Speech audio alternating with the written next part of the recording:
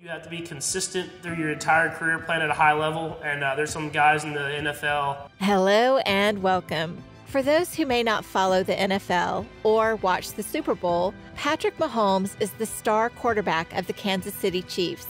He played in his first Super Bowl in 2020, where he led the Kansas City Chiefs to victory over the San Francisco 49ers.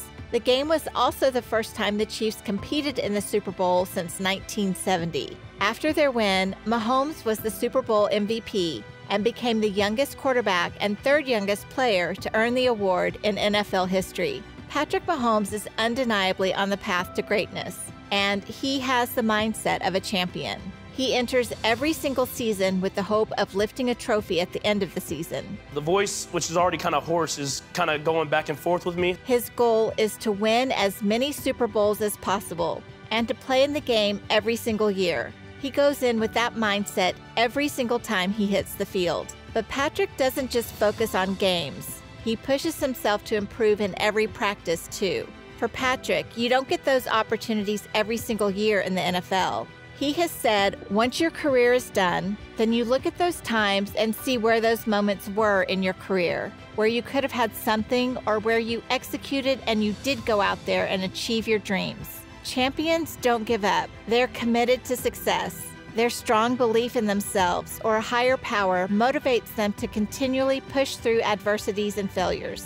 Champions have cultivated a mindset of commitment to their success, and they're willing to sacrifice their time and energy to achieve those goals. Patrick Mahomes started with hard work and extraordinary resilience, leading him to develop his own style with never-before-seen passes and incredible results. For him, success is the only option. I mean, what else can you say? All you can do is leave everything you have on the field, and I feel like the guys did that.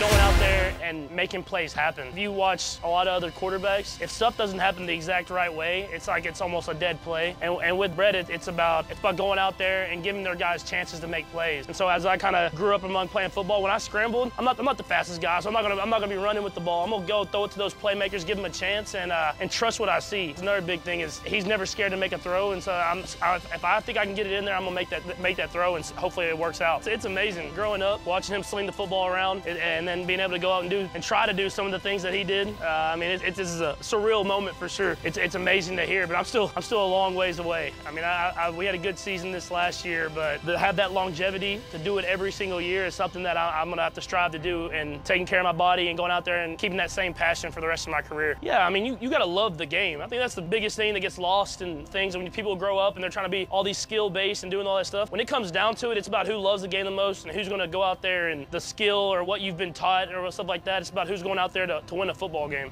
And all the hard work and all like the studying and everything that I had done that entire season when I was behind Alex, I got on the field and things slowed down. Things I had learned throughout the year I could really take upon and use during that game. And that's when I knew that if I kept doing this, kept learning, that I could have more and more success in this league. And obviously I got a lot of good people around me. So it was good. It was a good game for me. I mean, especially being in the elements. It was super cold, playing with a lot of the guys that I'm playing with now, a lot of young guys on the team, and then going out there and having to try to find a way to succeed. I mean, Denver's always a good defense. It's always a good team. Mile High is always a tough atmosphere. I allowed for flexibility for us to keep great players around this whole entire team. I mean, like you said, I've been surrounded by great players my entire career, offense and defensively. So I'm just excited that now I get to go out there and know that I'm gonna have a great supporting cast for my entire career and hopefully be able to win a lot more championships. In front of me had great seasons, but my job is to go out there and try to go out there and be the best player I can be on the field every single week. And maybe one of these days I'll be number one. I've been working with it all off season that I did during this season, but I actually feel like probably stronger than it was before as far as my quad and hip flexor and everything like that holds that kneecap in place. And I mean, I do so much extra work on that stuff just to, obviously with the injury that I had, that I feel like I'm stronger than ever with those muscles. That single leg raises, a lot of that stuff is really building those muscles, builds that quad, it really holds that kneecap. Yeah, so this was the weirdest probably moment I've ever had with a fan interaction. I remember going on Kimmel, no one telling me, he was just literally sitting in the first row and they were like, hey, sitting there going, what in in the world did I just get into? I guess some analysts had me as a first, second round pick. When I actually turned in my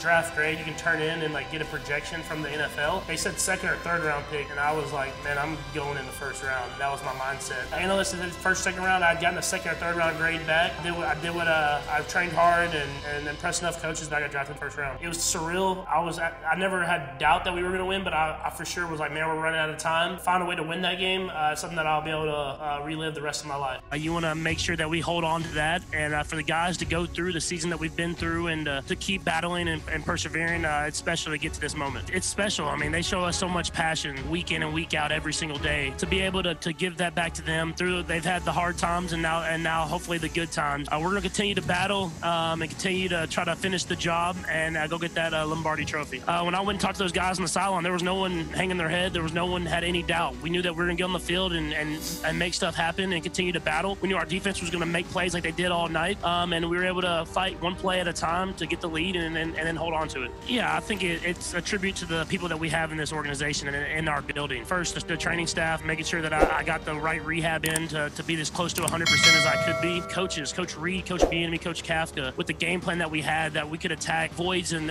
their different defenses. I think the guys around me stepped up. The offensive line played their tail off. The running backs, the receivers, tight ends, they all made plays happen. And so when you have that type of team effort from everybody in the building, we can't be stopped.